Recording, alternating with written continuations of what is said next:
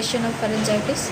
Pharyngitis is the inflammation of the back of the throat, that is pharynx. It results in a sore throat and fever. So pharyngitis क्या है, तो हमारे pharynx में inflammation अगर होती है जो sore throat और फीवर रिजल्ट में दे रहा है वही कहलाता है pharyngitis। ठीक है, तो pharynx क्या है, तो pharynx हमारे नेक के पीछे का पोर्शन है जहाँ से फूड और एयर दोनों ही पास होता है, लेकिन अलग अलग नलियों में जाता है। फूड जाता है एसोफेगस में और जो एयर है वो जाता है ट्रैकिया में। ठीक है, तो pharynx क्या है, एक कॉमन पासेज है जहाँ से फूड और एयर दोनों क्रॉस करते हैं, और ये कहाँ पे है, तो हमारे नेक के पीछे। ठीक है, नेक्स्ट है टाइप ऑफ फेरेंजाइटिस। तो फेरेंजाइटिस को हम लोग दो कैटेगरी में डिवाइड करते हैं। पहला है एक्यूट फेरेंजाइटिस और दूसरा है क्रोनिक फेरेंजाइटिस। जो एक्यूट फेरेंजाइटिस है ये क्या कहता है, it is common and usually caused by a viral infection that causes common cold. It last for a week और लेस। जो एक्यूट फेरेंजाइटिस है ये बहुत कॉमन है और यूजुअली ये उसी वायरस की वजह से होता है जिस वायरस की वजह से कॉमन कोल्ड होता है। ठीक है, और ये एक सप्ताह या उससे कम में ही क्योर हो जाता है, ठीक हो जाता है। सेकेंड है क्रोनिक फेरेंजाइटिस। तो क्या बोलता है chronic pharyngitis, it is persistent sore throat, the symptoms last for longer then those of acute pharyngitis. ठीक है, तो ये जो क्रोनिक फेरेंजाइटिस है ये परसिस्टेंट है। ठीक है, मतलब ये जो फेरेंजाइटिस का टाइप है इसमें परसिस्टेंट सोर थ्रोट होता है और साथ साथ इसका जो सिम्टम्स है वो एक्यूट फेरेंजाइटिस के कंपैरिजन में ज़्यादा लंबे समय तक दिखाई देता है। ठीक है, नेक्स्ट है जो क्रोनिक फेरेंजाइटिस है, इसको हम लोग फर्दर 3 पार्ट में डिवाइड करते हैं, hypertrophic, atrophic and chronic granular. Types of chronic pharyngitis. First one hypertrophic. ठीक है, तो क्या बोलता है hypertrophic, it is characterised by general thickening and congestion of the pharyngeal mucous membranes. ठीक है, तो अगर फेरेंजियल म्यूकस मेम्ब्रेन्स में हम लोग को जनरल थिकनिंग और कंजेशन देखने को मिलता है तो ये किस कैटेगरी में आ रहा है, तो हाइपरट्रॉफिक में। ठीक है, सेकेंड है एट्रॉफिक। एट्रॉफिक क्या बोलता है, probably a late stage of the first type, membranous thin, whitish, glistening and at times wrinkle. ठीक है, जो फर्स्ट स्टेज था हाइपरट्रॉफिक, इसको क्रॉस करने के बाद मतलब इसका जो लेट स्टेज है वो कहलाता है एट्रॉफिक। ठीक है, इसके बाद आता है थर्ड क्रोनिक ग्रैनुलर, जिसको हम लोग क्लिज़मैन साइंस भी कहते हैं। ठीक है, या क्लिज़मैन सोर थ्रोट। ये क्या कहलाता है, तो characterised by numerous swollen lymph follicles in the pharyngeal wall. जो क्रोनिक ग्रैनुलर है इसमें क्या हो रहा है, तो हमारा जो लिम्फ फॉलिकल्स है फेरेंजियल वॉल में उसमें स्वेलिंग देखने को मिलता है। ठीक है, नेक्स्ट आता है काउजेस ऑफ फेरेंजाइटिस। ठीक है, तो फेरेंजाइटिस होने के पीछे क्या क्या काउजेज हैं। फर्स्ट पॉइंट बोलता है it may be due to infective और अदर काउजेस। किसी भी तरह के इन्फेक्शन या अदर काउजेस के वजह से फेरेंजाइटिस हो सकता है। सेकेंड पॉइंट है viral infection include coryza, influenza, adenovirus, herpes simplex, measles, rubella, chicken pox and echovirus. ठीक है, तो इन वायरसेस के वजह से भी फेरेंजाइटिस देखने को मिल सकता है। थर्ड पॉइंट है bacterial pathogens such as streptococci, staphylococci, pneumococci, H influenzae, C diphtheriae, fusobacterium and gonococci, and T pallidum and fungi such as candida albicans may lead to pharyngitis. ठीक है, तो अगर बैक्टीरियल रीजन से देखें तो ये सारे बैक्टीरियाज हैं जो फेरेंजाइटिस काउज कर सकते हैं। नेक्स्ट पॉइंट है excessive smoking, noxious fumes, corrosive and accustomed spicy food are common irritants. अगर कोई पर्सन बहुत ज़्यादा स्मोकिंग कर रहा है, फ्यूम्स के आसपास रह रहा है या फिर बहुत ज़्यादा स्पाइसी फूड्स का इंटेक कर रहा है तो ये सभी इरिटेंट्स होते हैं और ये भी फेरेंस को डिस्टर्ब करके वहाँ पे इन्फेक्शन काउज करेंगे और इन्फेक्शन की वजह से इन्फ्लेमेशन होगा जो टर्न हो जाएगा फेरेंजाइटिस में, ठीक है। लास्ट पॉइंट क्या है, फेरेंजाइटिस में ऑल्सो भी cause by allergy to inhale और इंजेस्टेड एलर्जन। जैसा कि फर्स्ट पॉइंट में हम लोगों ने देखा कि जो फेरिंग्स है वो कॉमन पासेज है किसका, तो फूड और एयर दोनों का, ठीक है। तो यहाँ पे अगर फेरिंग्स में किसी भी तरह से अगर कोई एलर्जन का इनहेल हो गया है या फिर इंजेक्शन हो गया है, तब भी हम लोग को फेरेंजाइटिस देखने को मिल सकता है। नेक्स्ट है clinical manifestation.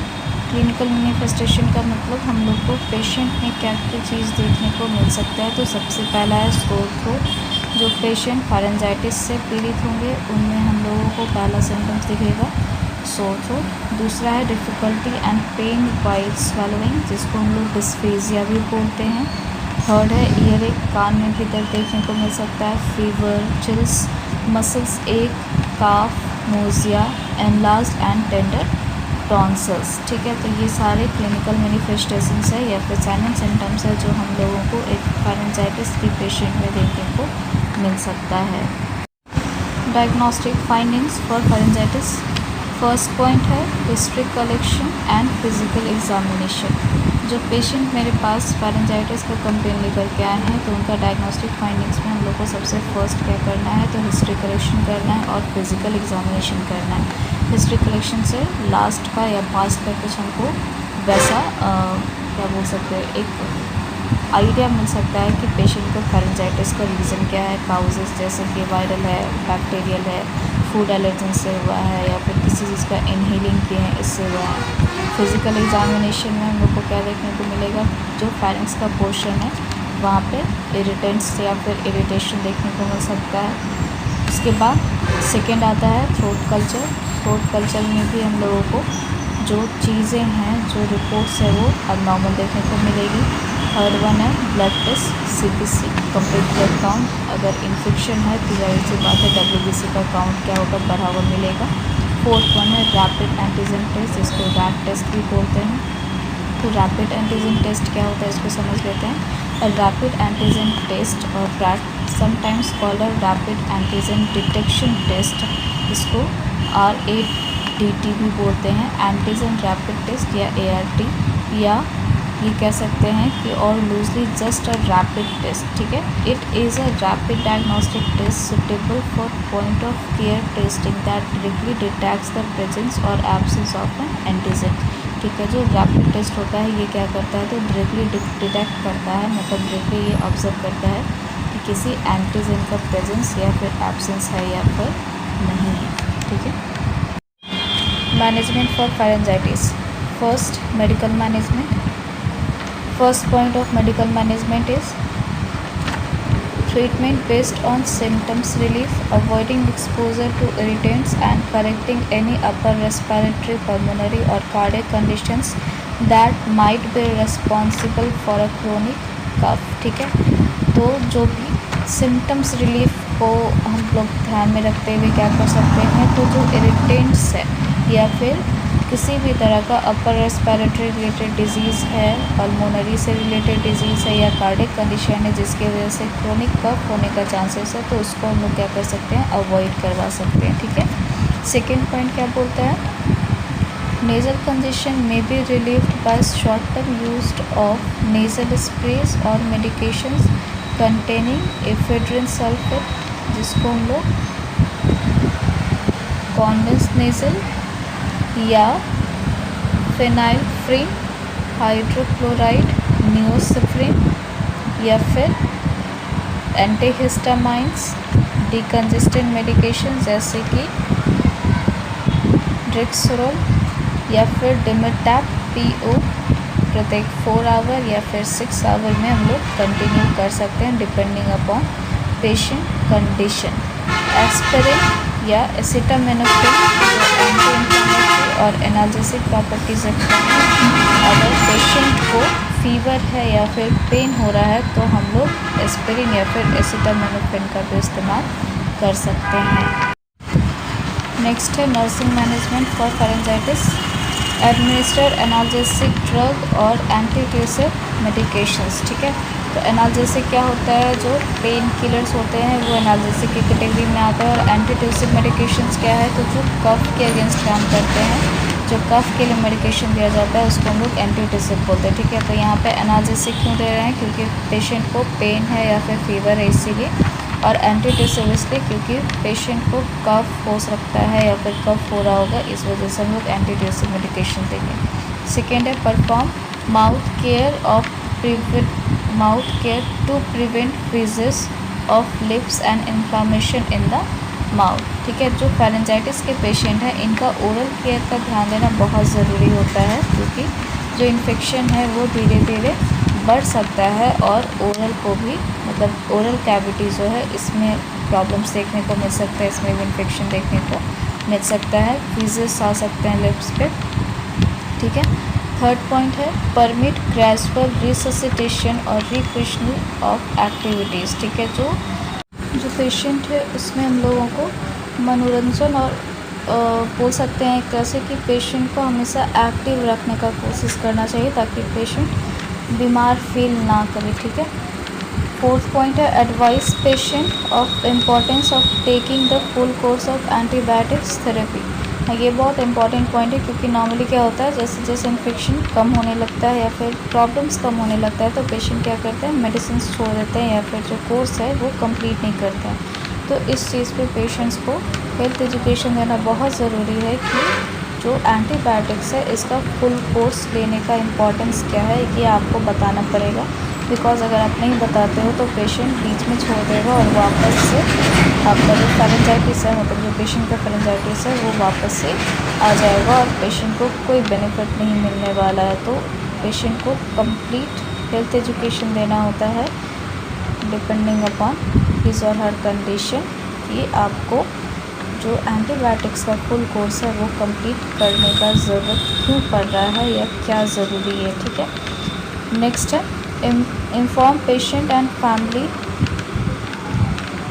symptoms to watch for that may indicate development of complications including nephritis and rheumatic fever। तो पेशेंट के फैमिली और फैमिली मेम्बर्स को सिम्टम्स के बारे में बताइए जो इंडिकेट करता है कि फर्दर कॉम्प्लिकेशंस हो रहा है, ठीक है, जैसे कि नेफ्राइटिस या फिर rheumatic fever। Teaching patient self-care। First point, prevention of infection from spreading. Instruct client to avoid contact with others until the fever subsides, ठीक है। तो जो इन्फेक्शन है वो एक दूसरे में स्प्रेड ना करे, इसलिए आपको पेशेंट को सेल्फ केयर में ये बताना होगा कि आप किसी हेल्दी पर्सन से या किसी भी पर्सन से अपना कांटेक्ट को अभी फ़िलहाल अवॉइड करें जब तक कि आपका फीवर सबसाइड्स ना हो जाए, ठीक है। नेक्स्ट पॉइंट क्या है, alcohol, tobacco, second hand smoke and exposure to cold are avoided as are environmental occupational pollutants if possible. Uses of disposable face mask can minimise exposure to pollutants, ठीक है। तो अल्कोहल, टबैको या second hand smoke का इस्तेमाल नहीं करना है, या फिर बहुत ठंडा का भी इस्तेमाल नहीं करना है, या फिर एनवायरनमेंट बहुत ठंडा जगह पे भी नहीं जाना है, या अगर ऑक्यूपेशनल पॉल्यूटेंट्स है तो वहाँ पे भी अवॉइड करना है।